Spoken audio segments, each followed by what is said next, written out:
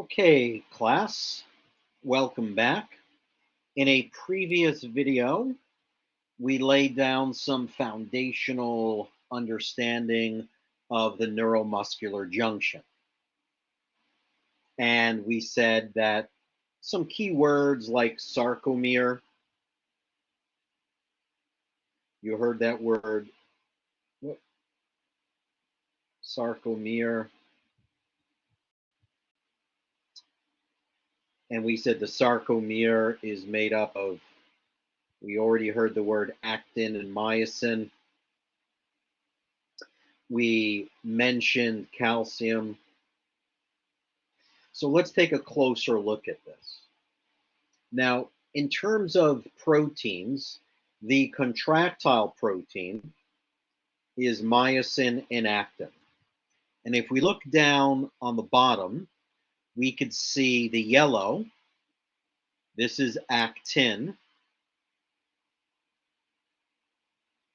And in the red, this is myosin. And myosin has myosin heads, and it's got myosin tails. Okay. So it's going to look like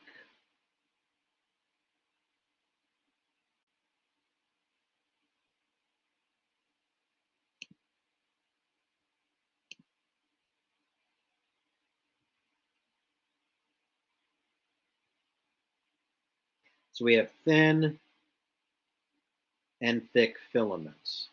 So this thick one is myosin, and up here these are actin. Actin is thin. Now myosin has these myosin heads that somehow need to make contact with actin in order to make muscles contract. Okay? So we have myosin and we have actin. Now, if we look at actin and we look at the yellow, you'll see that we have a bunch of little spheres, little circles.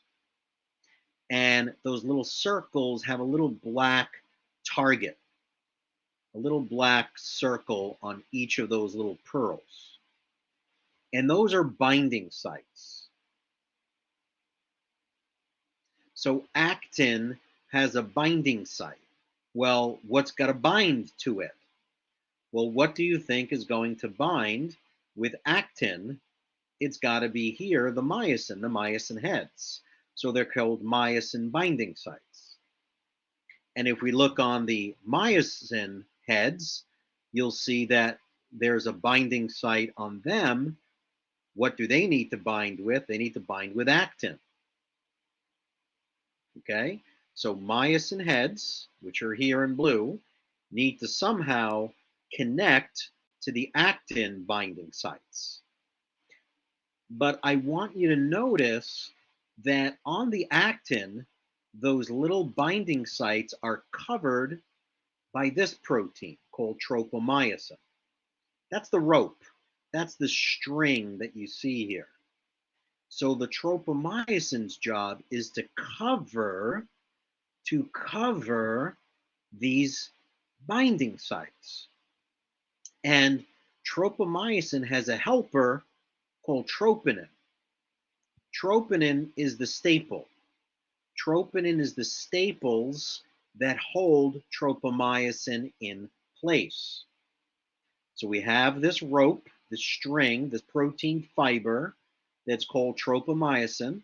Its job is to cover these binding sites on actin. And what ensures that it stays in place are these staples, this protein called troponin.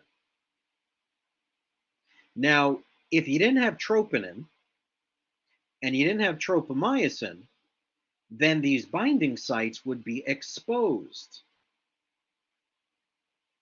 Now, if they're exposed, that would mean that the myosin binding sites are available for myosin heads to make contact with. And if they're making contact, muscles are contracting. So the contractile proteins are myosin and actin. The regulatory proteins are the tropomyosin, right, the rope, and then the staples called troponin. So these are the biggies. Okay? Troponin and tropomyosin are like the on and off switch. Now, something has to talk to the troponin and tropomyosin and say, hey, I need you guys out of the way. I need you guys out of the way. You're blocking the binding site here. And the reality is that myosin heads need to connect. They need to connect to make a muscle contraction take place. So can you guys move out of the way? And troponin and tropomyosin are saying, well, we'll move out of the way, but, you know, what's the magic word? And they say, the magic word is calcium. So calcium is released, goes after the troponin. Think of calcium as the staple remover. Troponin is the staple, but calcium is the staple remover. So if calcium comes in, removes the staples, then guess what happens to tropomyosin? If the staples aren't there, then the rope or the protein fiber known as tropomyosin, then this can shift out of the way.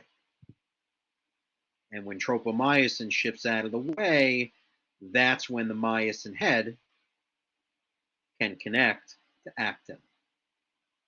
Okay? But yeah, you got these little structural proteins here. These are important as well to help maintain the structure of the muscles. We'll talk about them in a second. So again, look at the top, right? We see actin, which is the blue. We see myosin with all these myosin heads in red, right? So on the bottom left, we see the thick filament and we see the thin filament. The thick filament is the myosin, and you got the myosin heads. You can see how many heads there are. You got the head and you got the tails. On the actin side, this is actin. You have the binding sites, but look, you can see that the binding sites are in actin are covered by tropomyosin, and troponin is holding it in place. The binding sites are covered by the rope. Now, if our good friend calcium comes in, calcium goes after troponin, removes it, tropomyosin shifts, and now all these binding sites become exposed. And the myosin heads can connect to it. So the myofibrils are composed of those microfilaments. Some are thin, some are thick. That's what we call actin and myosin. But they're arranged in contractile units, which we call the sarcomere. That's the functional unit of muscle. And the sarcomere is made up of the regulatory proteins, contractile proteins, and structural proteins. It's made up of these three things. So the regulatory ones are troponin and tropomyosin. The contractile proteins are actin and myosin. And the structural one, titin, dystrophin, nebulin, myomesin, and connectin. And these are really dealing with the alignment of the muscle, the stabilization of the muscle, the elasticity, and extensibility. And we've heard of a disease of an autoimmune condition against dystrophin. We just call it muscular dystrophy. Muscular dystrophy. So here's a close-up look. I'm going to repeat it again. So we got actin. You see that the actin has the targets, those little circles there. Those are the binding sites. You could see that tropomyosin, that's the rope or the fiber that's covering the binding sites. And we could see troponin, which are the staples, holding tropomyosin in place. Here's the myosin heads, and here's the tail. And right here is a hinge. This is where the bending or the flicking, when the myosin head connects to actin, the hinge bends and the myosin head flicks, and it can move the actin. So what do we have happening? Let's review. Neuromuscular junction. Here's the motor end plate. Here's the synaptic terminal. Right at the end is the synaptic bulb. We probably have calcium rushing in here. When calcium rushes in, it releases the acetylcholine. It crosses the synaptic cleft. It crosses the synaptic cleft right here, binds to the receptors on the motor end plate. When it binds, those receptors open up, sodium rushes in, and when sodium rushes in, there's the T-tubule. You have activation that goes down the T-tubule. That's the action potential that goes down the T-tubule. The T-tubule connects to the sarcoplasmic reticulum. The sarcoplasmic reticulum releases the calcium. The calcium releases, interacts with the sarcomere that has the actin and the myosin. The calcium is going to remove the troponin. The tropomyosin shifts, and look what happens. The hinge of myosin bends, and you got this connection. They call this a bridge, a cross bridge. A cross bridge forms between myosin and actin. And when these two interact, this is where we got the contraction taking place. We have the myosin heads connecting to actin, and they pull in, creating a contraction. And the only thing that ends this is, well, if acetylcholine was responsible for initiating this, we need an enzyme called acetylcholine esterase. Acetylcholine esterase removes the acetylcholine. And if that happens, there's no more activation, there's no more action potential, there's no message to hit the sarcoplasmic reticulum telling it to release calcium, so it recaptures the calcium. The calcium goes back in the sarcoplasmic reticulum, and if there's no more calcium, then there's nothing there to remove the troponin, so that tropomyosin goes back, covers the binding site, and the contraction ends. Now, if you want to review that, steps 1 through 5 go along with the left-hand side, 1 through 5. On this side, steps 6 through 10 go along with the steps that end contraction, 6 through 10. What I want to point out, though, to you is that number 5, right in here, when the contraction begins, it says that the contraction begins as repeated cycles of cross bridge binding, pivoting. Pivoting is when that hinge of the myosin head flicks, and detachment occur. So the detachment is powered by ATP. In order for these to disconnect, only to grab on again, it requires ATP for the myosin heads to detach. And that's why we see people when they find a body at a crime scene, sometimes the body's in a state of rigor mortis, in a state of contraction, because if they're not living, they can't make ATP. And if they can't make ATP, they can't detach the myosin heads from the muscle, from the myosin heads from the actin. So their bodies are typically in the early stage of death found in a short and contracted position. Okay. Okay, good place to take a break. Actually, you know what? Let me just, since I had mentioned the ATP, I want to show you that here. So myosin pulls on actin. When myosin pulls on actin, it causes the thin filament to slide inward. Okay. So what we have here is this is the myosin. You can see the myosin head. You can see actin. Now you can see that the binding sites are not covered here. And you can see calcium, the purple, acted on it, acted on the troponin. So it moved the tropomyosin out of the way. And what's happening is that this is starting to kind of like magnetically sense that, and it's moving upward till eventually it connects. And when it does, it forms a cross bridge. But pay close attention to what we see that's next to the myosin head. ADP and a phosphate. Now, when you have adenosine with one phosphate, that's called adenosine monophosphate.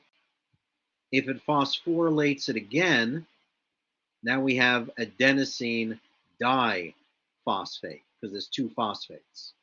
And if it phosphorylates it a third time, now you have adenosine triphosphate, ATP. Now the body doesn't like to keep adenosine with three phosphates. It doesn't like to keep lots of energy in its usable form. So it will carry it this way as ADP with a third phosphate hanging out next to it. And this phosphate is typically referred to as creatine phosphate, or CP. Creatinine phosphate or creatine phosphate. It's a creatine attached to a phosphate. When the body needs the energy, the creatine is removed and this phosphate can go back, forming ATP. When it doesn't need it, the creatine goes back and attaches to phosphate. So everywhere you see the P, it's the same thing as saying CP, creatine phosphate. Okay. Now notice that right here, it made contact. And look at number 3. See the flick right here? This hinge bent and it flicked. It flicked the actin in this direction. It bent right there. Okay? When that happens, they call that a power stroke. It moved and slid the actin. Now, after this slid it, or during the power stroke, we want this to detach so it can grab on again and create another flick. It's kind of like doing a tug of war. When both your hands are on the rope and you pull the rope to you, one hand has to detach to grab on the rope again to pull. And then your hand detaches, pulls forward, and pulls again. Notice, in order for it to detach, look what happened. The ADP, see what happened right here? From ADP, you had that creatine phosphate attached to it to create ATP. When you have ATP, it allows for that detachment. It allows for the detachment. That's the take-home message there. The ATP is needed to detach, only to go through this cycle again and reattach. And it goes through the contraction again, the power stroke, then it needs to detach. It needs ATP to detach. Okay, when we come back, we'll talk about different types of muscle fiber, different types of